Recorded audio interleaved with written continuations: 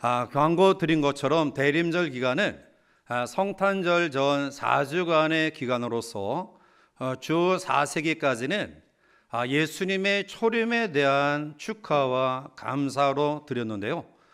그 이후에 초림의 예수님에 대한 감사와 그리고 다시 오실 예수님의 재림에 대한 소망의 믿음으로 지키는 절기가 바로 대림절입니다.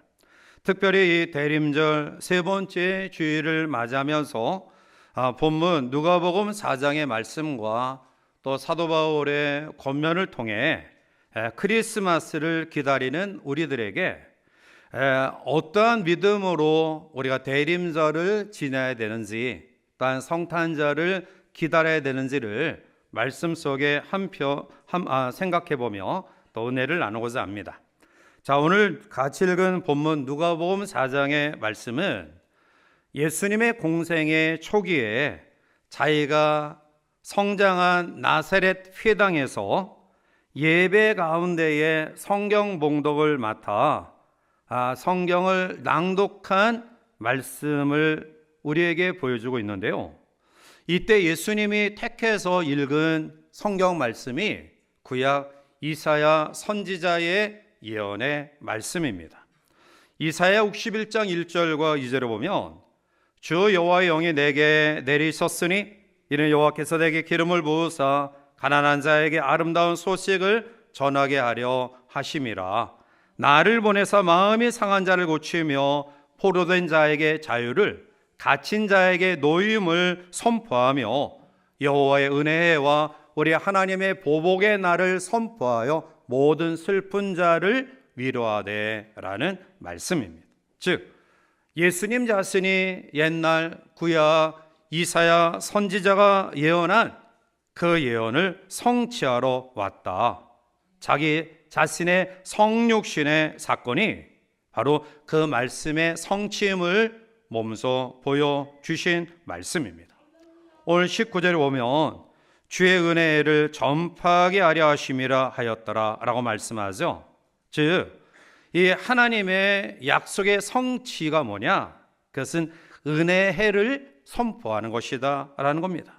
즉 인간의 몸을 입고 이 땅에 오신 크리스마스 사건이 바로 은혜를 선포한 사건이라는 것입니다. 자, 그러면 우리는 여기서 은혜의 해에 대한 역사적인 배경을 알아야지만이 그것이 예수님의 탄생과 어떠한 관계가 있는가를 알게 되는데요. 이 은혜의 해란 하나님의 모든 것을 용납하시는 해라는 뜻으로 이스라엘 백성들이 모세 이후에 대대로 지켜왔던 규례입니다. 자, 이것을 우리들이 먼저 생각하기 위해서는 이 안식년 제도부터 살펴봐야 되는데요. 안식년의 규례는 6년간의 토지를 경작하고요. 그리고 제7년에는 모든 땅을 묵혀라, 경작하지 말라. 이것이 바로 안식년 제도예요. 자, 한국교회 우리 성도들이 또 목사님을 위해서 이 제도를 적용하고 있죠. 즉 목사님들의 이 안식년 제도, 이것은 6년 동안 사역을 하고 그리고 7년째 되는 애는 이제 개인적으로 공부를 하든지 또 쉼을 얻든지 이러한 것들을 행하는 그러한 제도를 한국교회가 적용하고 있는데요. 우리 장로님들이 저한테 안식년 하라고 요청해도 교회를 제가 떠나고 싶은 마음이 없어서 늘 교회 사랑하는 마음으로 지금까지 한 번도 안식년 제도를 실시하지 않았지만 아무튼 간에 안식년 규례는 바로 그러한 거예요. 그런데 희년이라는 게 뭐냐 하면 이 안식년이 7번 지난, 그러니까 7, 7이 49 그리고 그 다음 50년째 되는 해를 희년이라고 해서 이 희년은 안식년 제도를 통해 땅을 묵히라라는 정도가 아니라 인간관계 속에서 억울하고 또 자기가 주변의 사람들에게 재물을 빼앗겼다든지 또 심지어는 노예로 아니면 다른 사람의 집에 종로로 타는 이러한 모든 삶을 다시 원래대로 회복하라. 이것이 바로 희년의 제도 속에 주시는 하나님의 명령이에요. 억울하게 빼앗긴 땅, 또 손해본 물질, 심지어는 자기의 신분조차도 자유로운 삶으로 회복되어지는 이 해가 50년 만에 이스라엘 민족에게 지키라 하신 희년의 규례고요. 바로 이것이 바로 오늘 예수님이 말씀하신 은혜의 해입니다. 나사렛 회당에서 옛날 이사야 선지자의 예언의 글을 인용하면서 예수님이 이 희년을 성취하기 위해 이 땅에 오셨다라는 것입니다.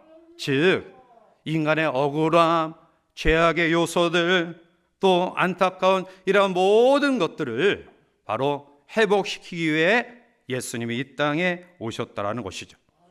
이스라엘 민족이 지키는 희년은 50년마다 한 번 돌아오는 사건이지만 성탄절은 바로 예수 그리스도께서 이 희년의 은혜의 축복을 우리에게 허락하시기 위해 이 땅에 오신 사건이고요. 우리는 매년 이러한 놀라운 은혜를 경험하게 되었습니다.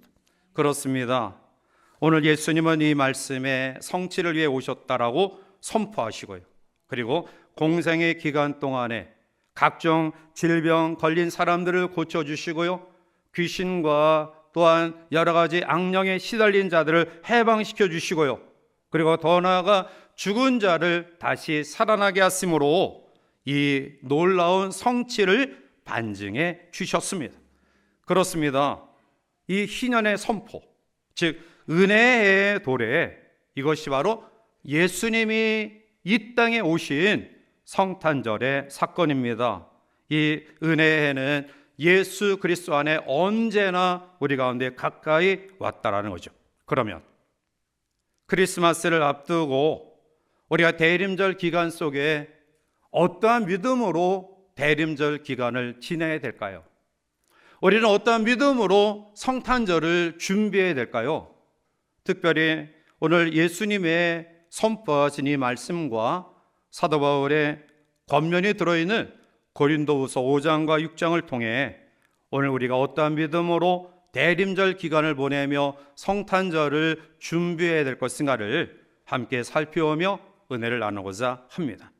먼저 대림절 기간 가운데 우리들이 소중히 여겨야 될 첫 번째 신앙의 덕목은 하나님과의 화목입니다.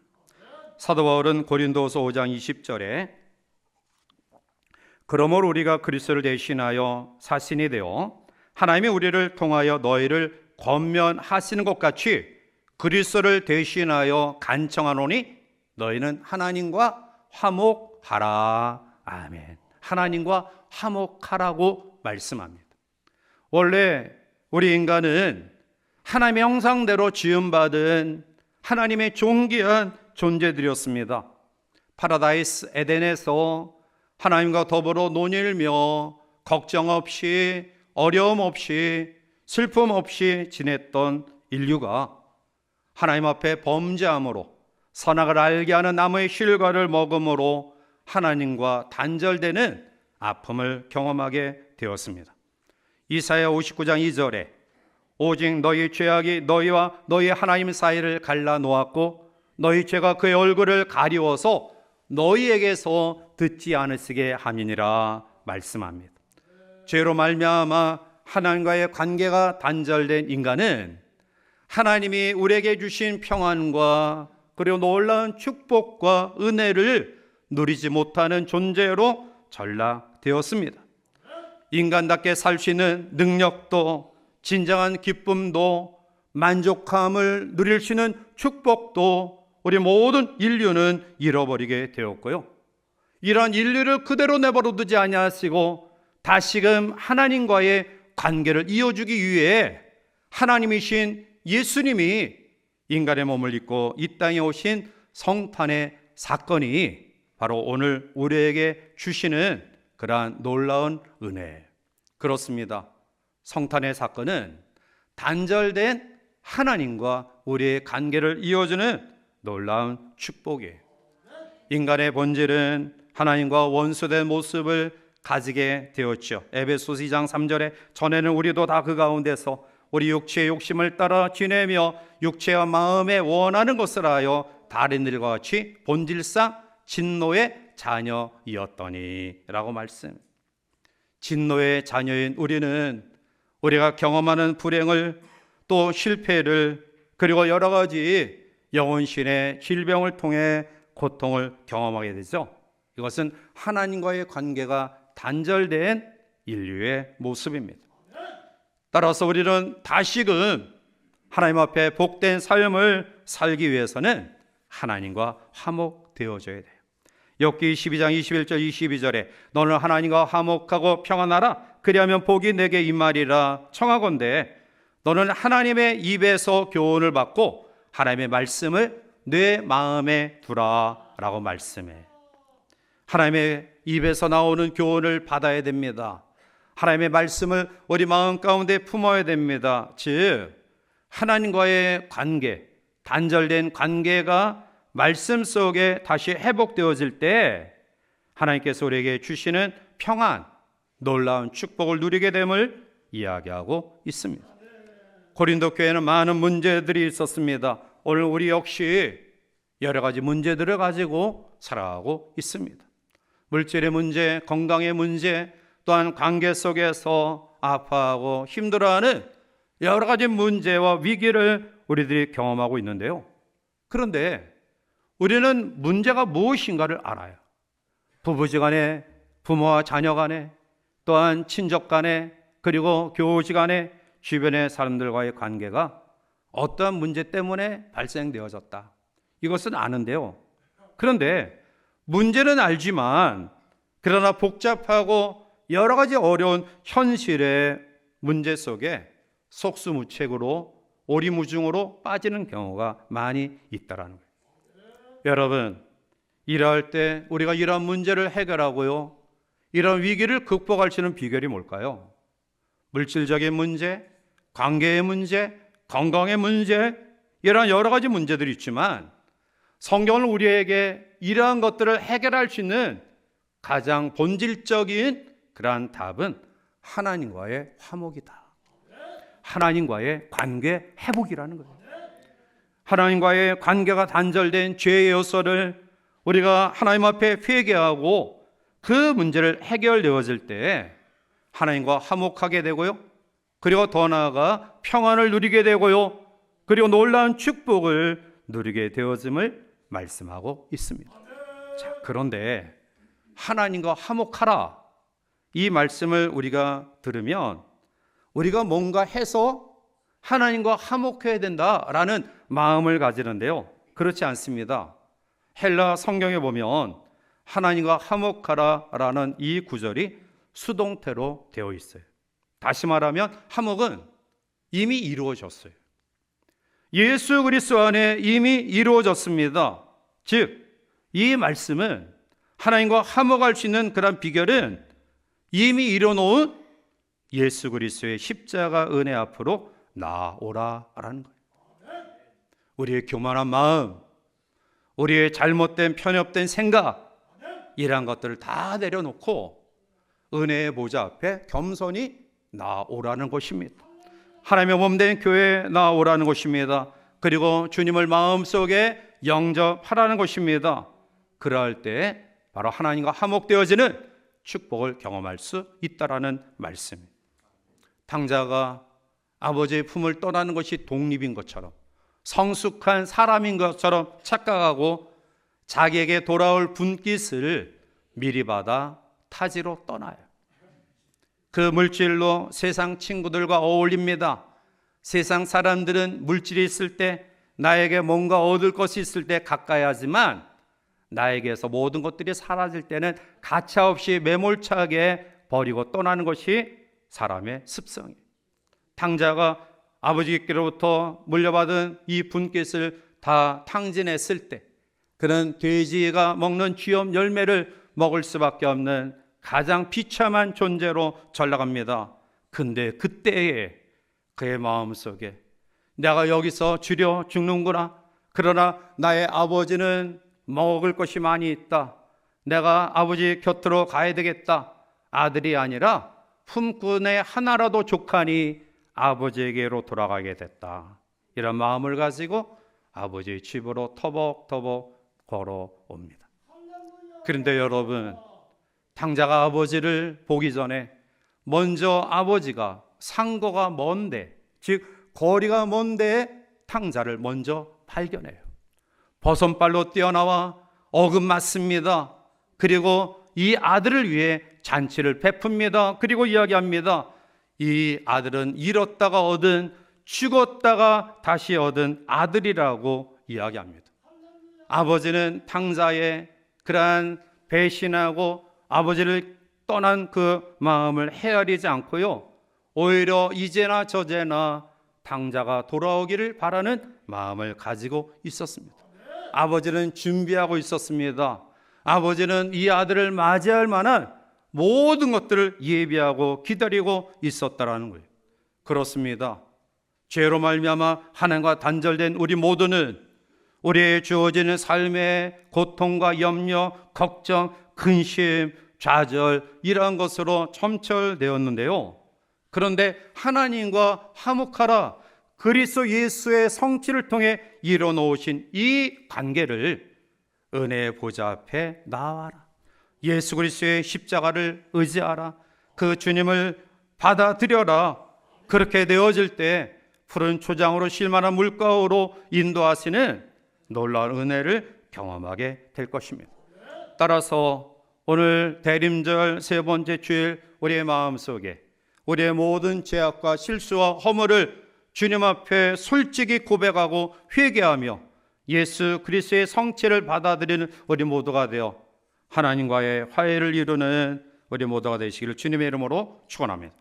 두 번째로, 대림절 기간 속에 우리에게 주시는 하나님의 요구는 주변, 수직적으로 하나님과의 화목, 그리고 수평적으로 이웃과의 화해를 이야기하고 있습니다. 고린도서 5장 19절에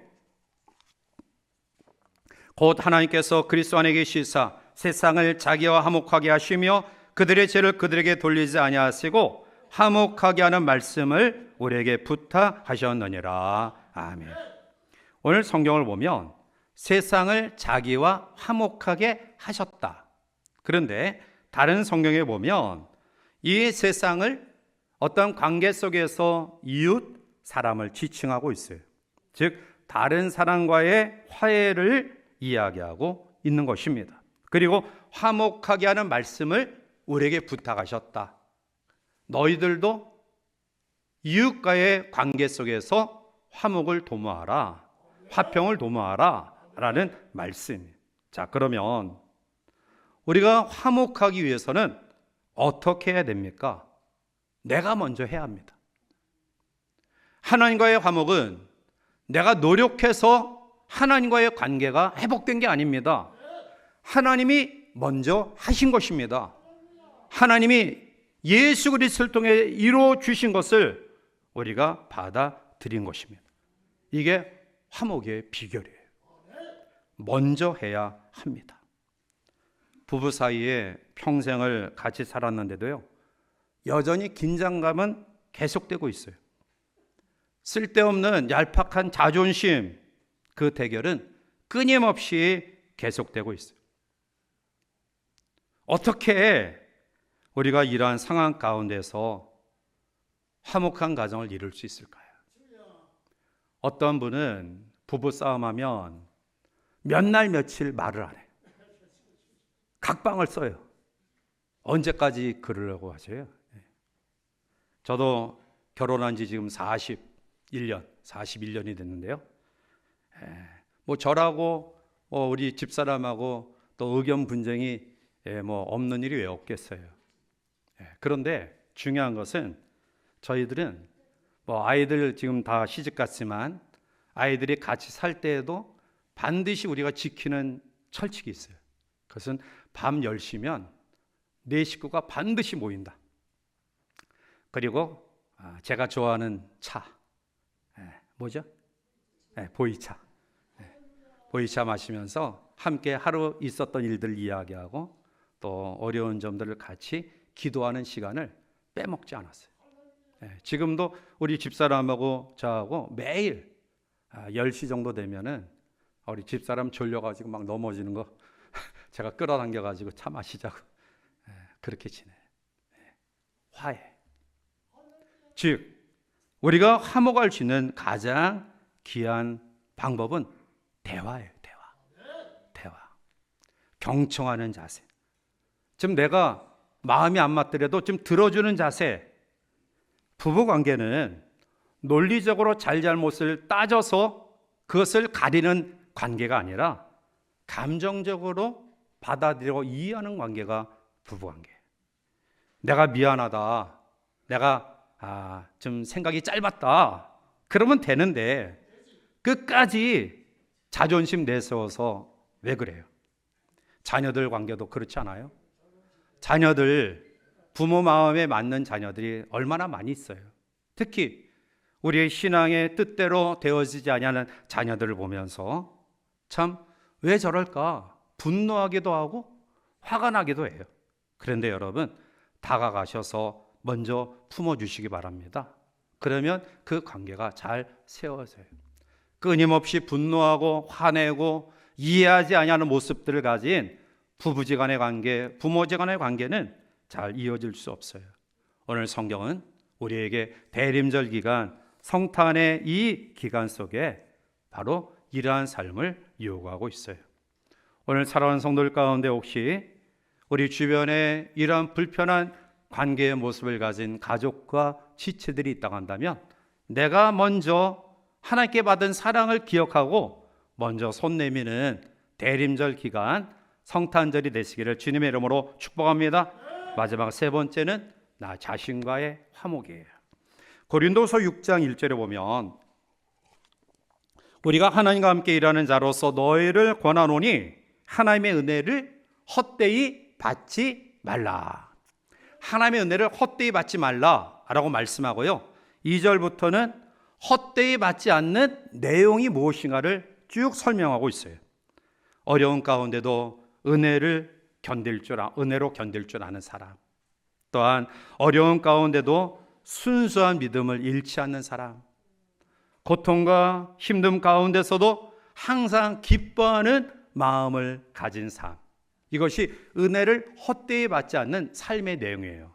그런데 가장 중요한 말씀이 11절과 13절에 기록되어 있어요. 고린도서 6장 11절에 보면 고린도인들이여 너희를 향하여 우리의 입이 열리고 우리의 마음이 넓어졌으니, 고린도서 6장 13절에 내가 자녀에게 말하듯 하노니 보답하는 것으로 너희도 마음을 넓히라.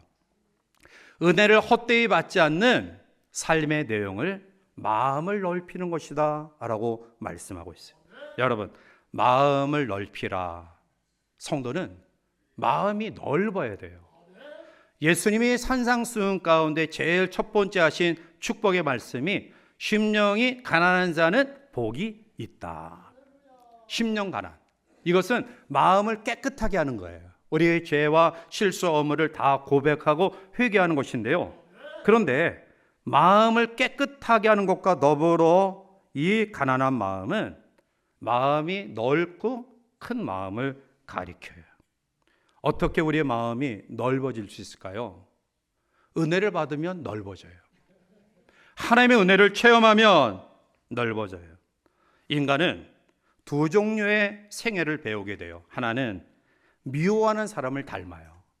또 하나는 사랑하는 사람을 닮아요. 예를 들면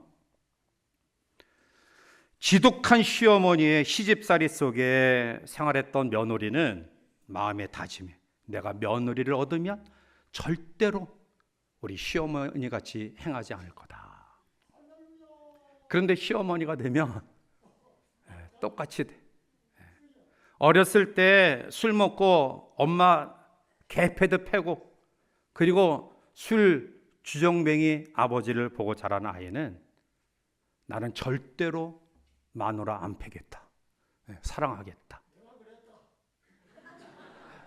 그런데 자기가 그 위치에 됐는데요. 여전히 똑같이 그런 행동을 해요. 그런데 어떤 사람은 시어머니의 혹독한 시집살이라는 그런 사람이 정말 며느리에게 잘하는 사람도 있고요. 또 이러한 열악한 환경 가운데 자란 아이가 정말 아내를 사랑하고 아이를 사랑하는 모습으로 변해지는 경우가 있어요. 여러분, 왜 똑같이 시어머니를 닮고 똑같이 술주정뱅이 이 아버지를 닮을까요? 그것은 용서하지 않았기 때문에 자기도 모르는 사이에 그렇게 닮는 거예요. 여러분, 우리의 환경과 여건 속에 우리가 무엇을 보고 자라느냐에 따라서 우리의 삶이 결정되어지는데요. 우리의 환경과 여건이 다 좋을 수는 없어요.